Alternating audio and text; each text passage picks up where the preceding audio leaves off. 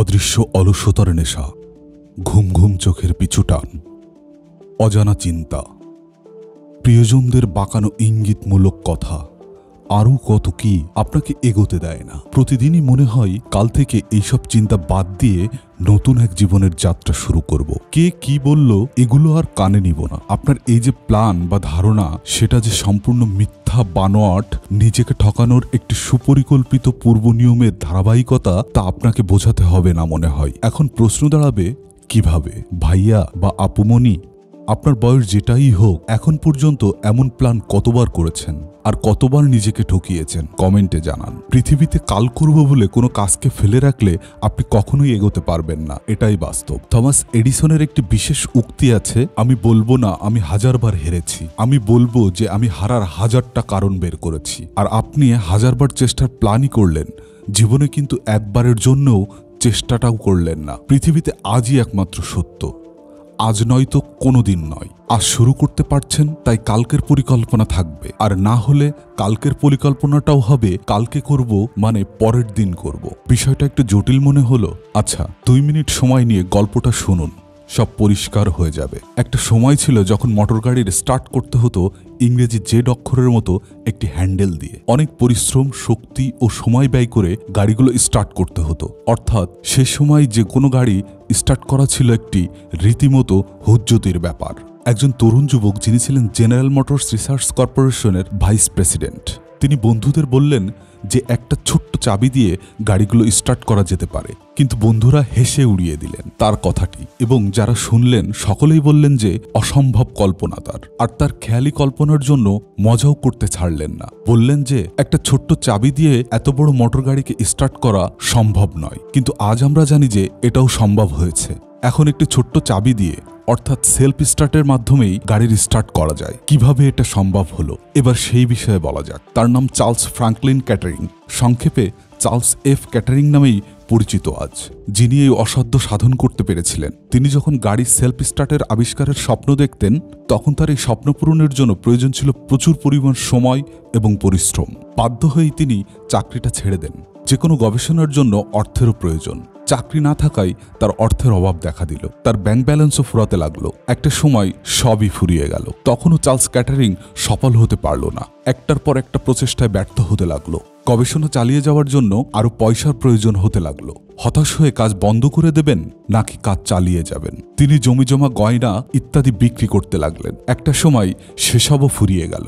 শেষ সম্বল রইল পৈতৃক সম্পত্তি, চাষের ক্ষেত আর বসত বাড়িটি। পৈতৃক সম্পত্তি আর ফিরে পাওয়া যায় না, তাই তিনি বসত বাড়িটি বিক্রি করে দিলেন আর ক্ষেতের একধারে কুঁড়েঘর বানিয়ে স্ত্রী সন্তানদের নিয়ে বাস করতে শুরু করলেন। গভীর গবেষণায় তিনি এতই নিমগ্ন ছিলেন যে আত্মীয় বন্ধুদের থেকে বিচ্ছিন্ন হতে লাগলেন। তার উপর বন্ধু, আত্মীয় সকলেই তার স্ত্রীকে বললেন যে তিনি কেন এই পাগলামি মেনে নিচ্ছেন, সন্তানদের ভবিষ্যৎ কি। কিন্তু তার স্ত্রী বললেন যে উনি তো কষ্ট করছেনই, কিন্তু ক্যাটারিং সাহেবের নিজের যে এত পরিশ্রম করছেন, নিজের শরীরের দিকে তাকানো পর্যন্ত অবসর নেই, এটাই তাকে বেশি চিন্তায় রাখছে। অর্থাৎ তার স্ত্রী স্বামীর কাজকে, তার অধ্যবসায়কে সমর্থন করছেন। এত কিছু সত্ত্বেও চার্লস ক্যাটারিং কিন্তু বিশ্বাসে অটল ছিলেন যে তিনি একদিন সফল হবেন। দীর্ঘ কয়েক বছর পর অবশেষে তার স্বপ্ন সফল হলো। তিনি যেদিন সেলফ স্টার্টের প্রদর্শন করেন, সেদিন সকলেই অবাক। সমস্ত মোটরশিল্পের লোকেরা তার টেকনিক কিনে নিতে লাগলেন, আর দেখতে দেখতে তিনি অনেক অর্থের মালিক হয়ে উঠলেন। বিশ্বের বিখ্যাত সব পত্রিকা তাকে ঘিরে ধরে তার সাফল্যের কারণ জানতে চাইল। অনেক বাধার পরও নিজের লক্ষ্য পূরণ করেই ছাড়লেন। আপনারা তো ধৈর্যের উৎস কি, এর উত্তর দেওয়ার জন্য ক্যাটারিং সাংবাদিককে তার সেই কুঁড়ে ঘরে নিয়ে গেলেন, আর ঘরের সমস্ত জিনিসের মাঝ থেকে একটা ছোট্ট পাথর বের করে দেখালেন এবং বললেন, এটাই আমার সাফল্যের উৎস। দেখা গেল সেই পাথরে লেখা ছিল একটা ছোট্ট কথা, আজ। তিনি বললেন, এই আজই আমার সফলতার উৎস, কারণ গতকাল মানুষের জীবনের হতাশা এনে দেয়, আগামীকাল এনে দেয় অলসতা, তাই আজই একমাত্র সত্য। আর তাই দেখুন, আজ আমি সফল।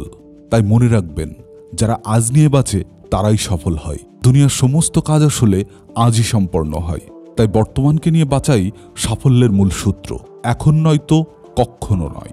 এখন হয়তো বা আপনার মনে হবে, আমি বা আমরা কি এমন পারবো, বা এখনকার সময়ে এটা সম্ভব কি সম্ভব না, সেই তর্কে যাব না। তবে আমাদের অবস্থান পরিষ্কার করার জন্য ছোট্ট আরেকটা গল্প বলি, যেটাই বুঝবেন আপনি আমি কোথায় আছি।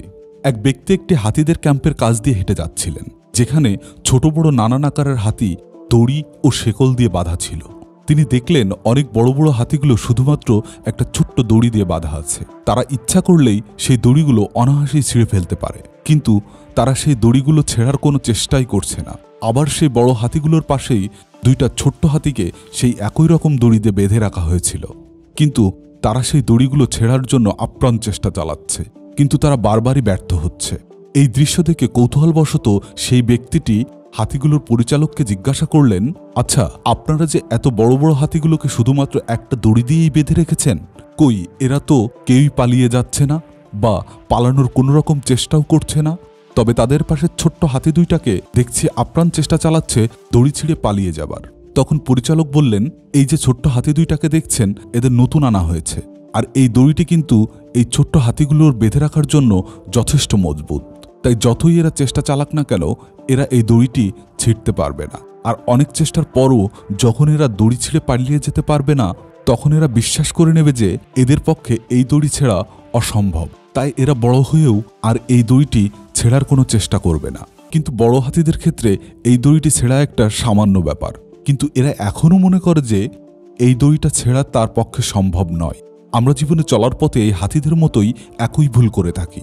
অনেক সময় আমরা কোনো কাজ করতে গিয়ে ব্যর্থ হয়ে যাই এবং পুনরায় আর সেই কাজটি করার চেষ্টা করি না। হয়তোবা পরে আমরা অনেক উপযুক্ত হয়ে গেছি সেই কাজটি করার জন্য, কিন্তু তবুও আমরা আর চেষ্টা করি না, এটা ভেবে যে ওই কাজটা আমার দ্বারা হবে না। তাই কখনো নিজের উপর আত্মবিশ্বাস হারানো উচিত নয়। আর চেষ্টা সে তো অবশ্যই করতে হবে, কারণ পরিশ্রমীর পরিশ্রম কখনোই বেফলে যায় না। মাইকেল জর্ডানের একটি উক্তি আছে, আমি ব্যর্থতাকে মেনে নিতে পারি, কিন্তু আমি চেষ্টা না করাকে মেনে নিতে পারি না। আর আপনি আমি কি করি? অদৃশ্য অলসতার নেশায় ঘুম ঘুম চোখের পিছুটানে কেন করছি এমন সব অজানা চিন্তাই আর প্রিয়জনদের বাঁকানো ইঙ্গিতমূলক কথাই নিজের আজ শেষ করে আমার পক্ষে সম্ভব নয়, এই ভ্রান্ত ধারণা পোষণ করেই সব হারাচ্ছি। আজ নয়তো কবে? কবে আপনি নিজেকে চিনবেন? সবকিছু পিছনে ফেলে আজই একমাত্র সত্য মাথায় রেখে নেমে পড়ুন, দেখবেন সাফল্য আপনার। স্যার টমাস ব্রাউনের একটি উক্তি দিয়েই শেষ করব। মনে রাখবেন, অর্থ যেখানে নাই, ভালোবাসা সেখানে দুর্বল। আপনার সফলতাই এই অর্থমুক্তি দিতে পারে আপনাকে। তখন দেখবেন ভালোবাসা বাঁধভাঙা জোয়ারের মতো আপনার পায়ে লুটিয়ে পড়ছে। সুপরিকল্পিত চিন্তা নিয়ে আজ থেকেই শুরু করুন, এগিয়ে যান, লক্ষ্য অর্জন করুন। আপনার সাফল্যমণ্ডিত সুচিন্তিত জীবন কামনায় আজ এই পর্যন্ত। সাথে থাকতে সাবস্ক্রাইব করুন, লাইক কমেন্ট শেয়ার করতে ভুলবেন না। আশা করি ভালো থাকবেন।